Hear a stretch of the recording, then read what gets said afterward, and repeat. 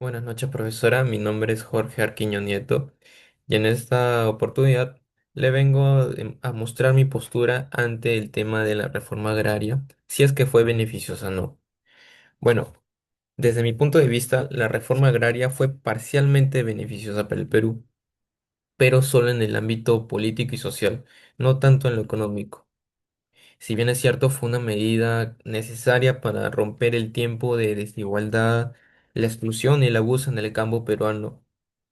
Y también la reforma ayudó a redefinir el poder político, a redistribuirse la tierra y reconocerse sobre todo los derechos sociales y dar voz a los campesinos, a esta parte de la población que había sido olvidada por el Estado. Significó un paso por delante en la justicia y dignidad, pero ¿a qué costo? A un costo con un impacto económico terrible, debido a una propuesta que yo considero estuvo mal planteada. Es por eso que también la reforma agraria en el ámbito económico para el país no fue nada beneficiosa. Y a continuación sustentaré en tres puntos mi postura con argumentos sólidos. Lo dividí en tres puntos, en el aspecto político, social y económico. Y bueno, empezando por el aspecto político, antes de 1969, el campo peruano estaba dominado por grandes asentados que concentraban sobre todo lo que era la tierra y el poder local. Los campesinos en ese entonces no tenían ni siquiera derechos políticos ni participación en las decisiones del Estado. Y gracias a la reforma agraria se rompió este poder oligárquico que había en el Estado, ya que se expropió lo que eran las grandes haciendas y el gobierno militar de Velasco debilitó a la élite y permitió que los campesinos empezaran más a ser reconocidos como ciudadanos. Es decir, por primera vez el Estado se acercó al mundo, al espacio rural, no para controlar, sino para otorgar los derechos. Sin embargo, cuando el país volvió a la democracia ya en 1980, Belaúnde se enfrentó con un proceso político el cual estaba estancado. El nuevo gobierno enfrentó lo que era una gran crisis económica que había dejado esta reforma y no se logró consolidar esa participación campesina que había.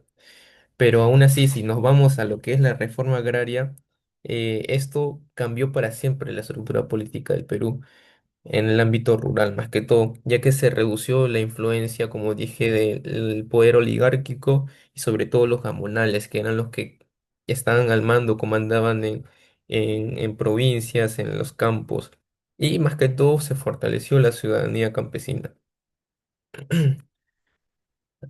Luego, en el punto 2, el cual es el aspecto social, la reforma agraria fue un acto de justicia histórica, ya que durante siglos los campesinos, los indígenas habían sido tratados como esclavos. Y cuando vino la reforma, les otorgó tierras, se les reconoció, y más que todo esto ayudó a subirles la autoestima, pues, ¿no? Que ya eh, empezaron a creer que había un cambio, empezaron a creer que el Estado por fin estaba ayudándoles, pues, ¿no? El campesino creía que ya no iba a trabajar para un patrón, sino en este caso iba a trabajar para él solo y para su propia comunidad. Por eso es que eh, este proceso fue un impacto simbólico, ya que por primera vez, como dije, el Estado reconocía la diversidad que había en el país y aceptaba que el Perú, la nación peruana, no podía construirse sin sus pueblos indígenas, sin sus pueblos rurales que existían. Sin embargo, años después, hubo lo que es el abandono del campo y la expansión de la pobreza rural facilitaron lo del surgimiento de movimientos violentos. En este caso ya se conoce como, por ejemplo, Sendero Luminoso, que aprovecharon ese vacío del Estado. Pero aún así, con sus límites, la reforma agraria cambió la relación entre el Estado y el campesino, ya no como patrón ni subordinado, sino como ciudadano y sujeto de derechos. Y bueno, pasando al punto 3 en el aspecto económico. Económicamente, la reforma agraria no fue exitosa. Si bien se buscaba repartir y devolver las tierras a los campesinos y aumentar la producción, lo que ocurrió fue todo lo contrario, ya que si bien a los campesinos se les otorgó lo que eran las tierras, el Estado no les ofreció capacitación, no se les ofreció la tecnología suficiente para que puedan sacarle provecho a estas tierras. No se les compensó, ni siquiera se les acompañó, se les dio una capacitación de cómo ayudar, cómo exportar todo lo que iban a producir. Y bueno, muchas tierras expropiadas al final terminaron improductivas, terminaron en el abandono y las nuevas asociaciones campesinas carecieron de apoyo en sí. Antes, si vemos antes de la expropiación en el Perú, el país era exportador neto de alimentos. Nosotros exportábamos muchos alimentos. Pero ¿qué pasó luego de la reforma? Esto cambió. Se llegó a la necesidad de importar comida y esto que también ocasionó que, que se disminuyera lo que era el PBI per cápita.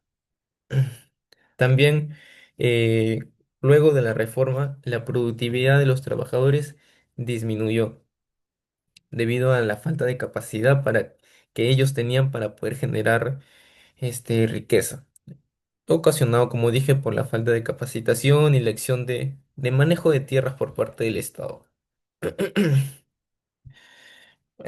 Luego, durante el segundo gobierno de Belaúnde, más que todo, como mencioné, en 1980, el país enfrentó lo que era una deuda externa enorme, ya que en el proceso del gobierno de Velasco, este incrementó.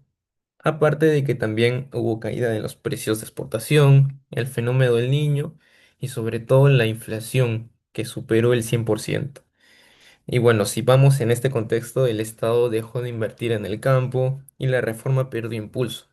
Por eso, desde el punto de vista económico, desde mi punto de vista, la reforma agraria en sí fracasó en mantener la productividad agrícola.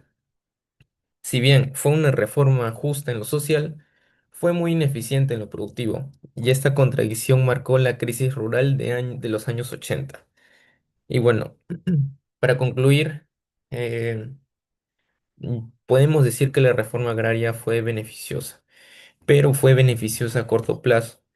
Sin embargo, a largo plazo fue un fracaso, debido a los altos problemas económicos que trajo consigo. Si bien era necesario y prioridad tener que hacer algo con respecto a los hacendados, con respecto a los campesinos que vivían una esclavitud. De todas las propuestas que hubo en ese entonces, se escogió la que era la más simple y la que no estaba bien planteada. Gracias.